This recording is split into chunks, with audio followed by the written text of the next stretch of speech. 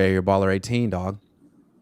Real G's move in silence like lasagna. That's true. Lil Wayne said that. I love Lil Wayne. Where's Lil Wayne rank on your I mean, rapper he's up there, rankings? man. He's got to be up there among the GOATs, especially Yeah, of the 2000s. He could probably be the best of the 2000s, yeah, I love I Wayne. would say. Hey, Grant. Let's talk about some positional battles, okay? And we'll I'll start off with free safety. I'm not sure if you consider that a battle. You know, Tayshaun Gibson's got to be the leader in the clubhouse. 5 interceptions last year. He played pretty good. I will say the few times he got He's a matched journeyman, up in though. the slot. And there's a new D coordinator. You don't know what he wants to do with his safeties. I mean, all bets are off here. I don't know. I think it's a competition. I think so too. And the Yeah. way I kind of see it playing out, I feel like they're going to give Tayshaun Gibson the nod early. But, Yes. Of course. week 2 or week 3, I think Wilkes is going to make the transition to the rookie Jair Brown, who I see a lot of similarities with Talanoa Hufanga in terms of instincts, interceptions, his ability to time up snaps. Yeah. You know how Huff is so good at timing up snaps and getting into the backfield. I see a lot of that with Jair Brown. It almost feels like those two safeties are interchangeable. Like, I wouldn't call either one a true free safety or a true strong safety, but they're both just interchangeable.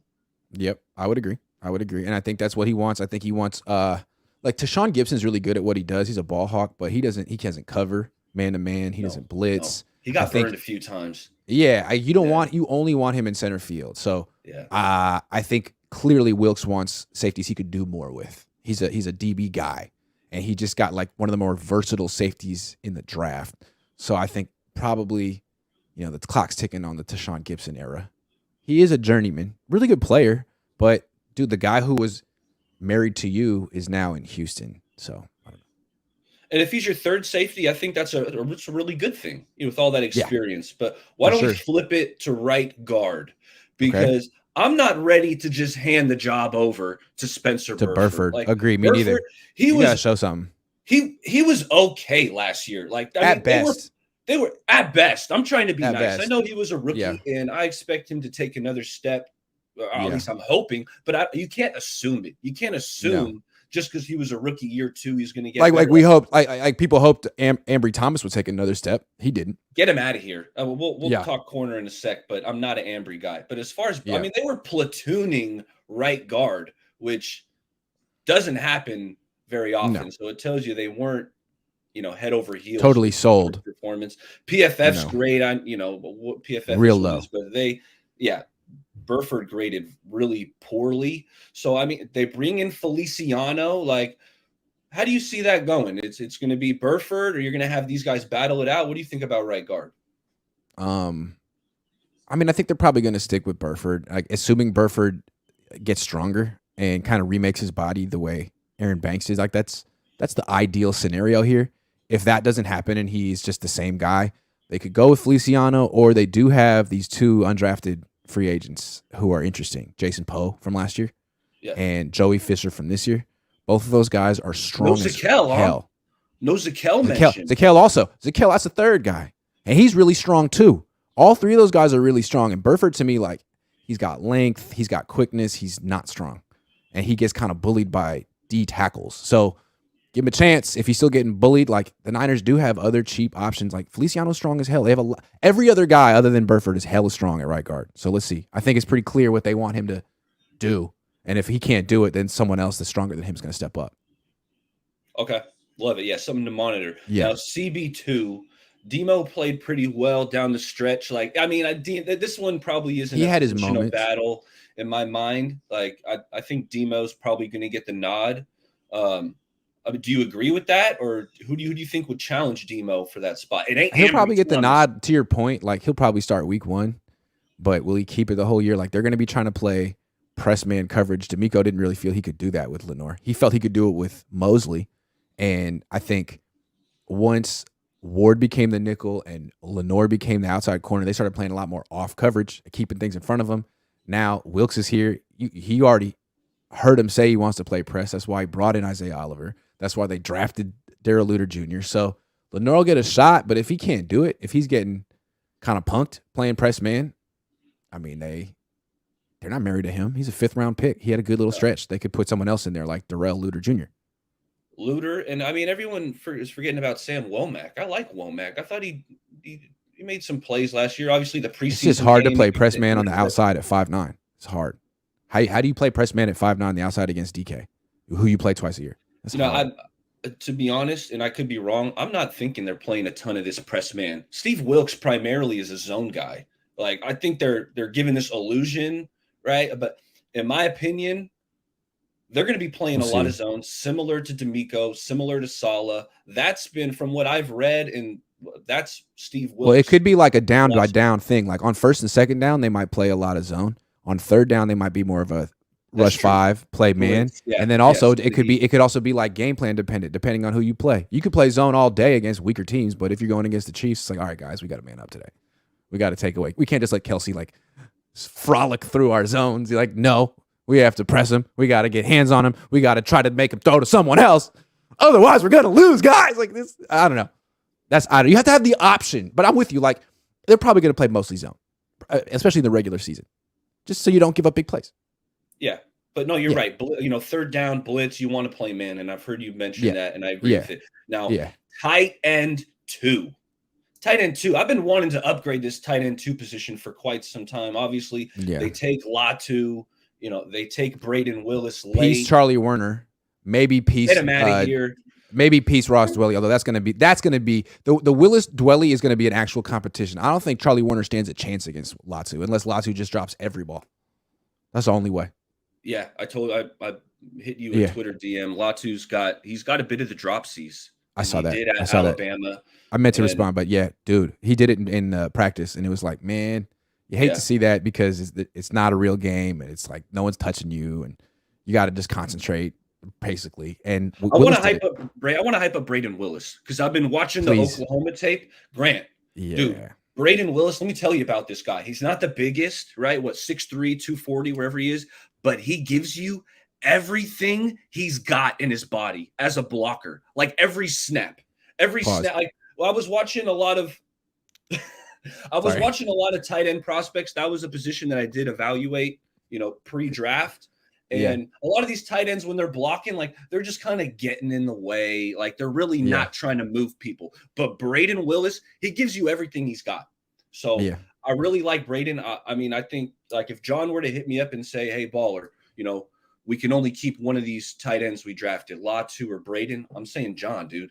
Braden Willis is the real deal. 31 teams gonna pay, like he said. No, I like Willis. But again, to me, he's the Dwelly type. Like, Dwelly gives everything he can as a blocker, too. And he even plays some, like, when Juszczyk is hurt, Dwelly's the fullback. Now, he's not built for it, but he gives everything he's got. It's just he doesn't have much to give. I think Willis has a lot more juice than Dwelly. He's faster. He blocks better. The question is, like, do you have hands like Dwelly? Like, so far, from what I saw, yes. So, Dwelly, this is the biggest competition you've had in your life. Gonna see if maybe the Niners keep 4 tight ends because they just can't quit Ross Dwelly. And I get it. He's a hell of a player. He just doesn't make mistakes. He doesn't make mistakes. He could barely get on the field last year, G. It's true. I feel like he was Charlie Warner was completely non-existent, but even Dwelly, like he did. It's because they don't throw to their backup tight ends. The backup tight ends are blockers on this team, and like he's a receiver. So that's again, like I want to know is there really a role for Willis on this team because they just block with their tight ends. They don't throw to anyone other than Kittle. They don't even throw to Juszczyk. Really good blocker. They don't even throw to Juszczyk, and they pay him like $7 million a year. Yeah, they should. Explain that. I don't have an answer for you. I mean, he's a really good route runner. I like him too. Yeah, but last 2 positions because I know you got some more callers, but end opposite Bosa, right? I like what I heard about Steve Wilks talking about Drake Jackson because he was the guy I want. Guys like yourself, the reporters in training camp, saying there's always a player that you guys hype up, like, hey, this guy changed his body. He's looking yoked up. He's jacked this year. I wanted that to be Drake Jackson. And in Wilkes' presser, it sounded like that's what Drake's been doing. Oh, I don't know. I don't know. Yeah. Well, he did. What did he say? The first thing Wilkes said about Drake Jackson is that when he watched the tape, he was inconsistent, but he thought he needed to get stronger. And he implied that he's been at the facility, like in the weight room a lot. So that was really good. But I'm My not. only thing with Drake is every time I've seen him, he's looked more like a D tackle than a D end to me. But I don't know what he looks like right now. I saw a picture, he looks yoked, but again, he looks big. He doesn't look like someone who's going to be like beating Well, I thought last year he had NFL a little. offensive tackles around the edge. I thought last year, not that I'm like a body analyst, but I thought he was carrying a little extra weight. I thought Me he had a too. little extra something that he needed Yeah, to turn he's like some a of the tweener. fat into muscle. I agree. And so we'll see. But the Yeah. guy I wanted to touch on at the DN position, Austin Bryant. I'm always looking for that under the radar pass rusher, former 3rd round pick out of Clemson. And what I'm looking for opposite Bosa is that Leo, that speed rusher. I don't think they have it. I Right. wouldn't call it Drake Jackson. It's No. definitely not If it's Cleveland anyone, it's Farrell. Austin Bryant, right? It's Austin Bryant. He's got some Yeah. speed. I know he's dealt with some injuries, but the little highlights and a little bit of film I've watched, it was an intriguing signing. So monitor this. It's either him or Robert Beal, and I don't think it's gonna be Robert Beal right away. Like it's got a better chance to be Bryant.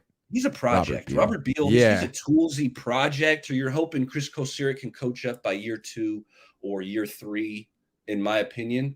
But who knows? Yeah, Austin Bryant was a 4th round pick who went to Clemson. He's got some tools. He's got some. He does, right? Yeah, he's got some burst. So just let me know how he's looking during training camp. And that's a guy. I got LB3 here. I mean, real quick, who's the front runner? McCrary Ball. I think that's the guy. It's gonna be Marcelino. Okay. I was thinking when they drafted D Winters, it was gonna be him, but then seeing him in person didn't really look like. I mean, I've seen Marcelino McCrary Ball. Like he's ready. He's ready to go, and if he stays healthy. So yeah, it's gonna be McCrary Ball. I would imagine. Like, for example, he was one of the 2nd or 3rd year guys that didn't have to go to rookie minicamp. Jason Poe had to go.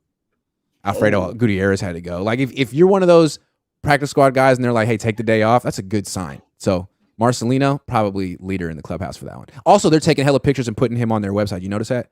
When they off-season phase 2. Like, look at who they take pictures of. There's at least 3 pictures of him, like, laying out for they're very impressed with Marcelino. You can that tell. stuff matters. That stuff does. matters because I'll tell you it absolutely does. They're impressed with him. When the Niners were playing the Chiefs in the Super Bowl, before that, like I wanted to get a jersey, right? I wanted to get that Super Bowl patch jersey, and I was looking in the store. There was no DeForest Buckner jersey. They weren't selling it, and I'm like, why the hell can't I get a DeForest Buckner? In my head, I'm like, he's not going nowhere. This is a blue chip premium player that the Niners drafted. So it's like I got a Bosa because that was the next one. I'm like, he's going to be here. That's what they wanted you to buy.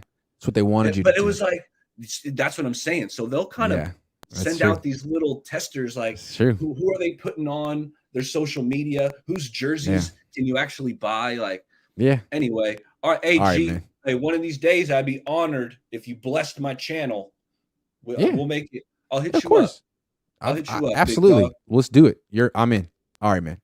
I'll talk to you soon. Later.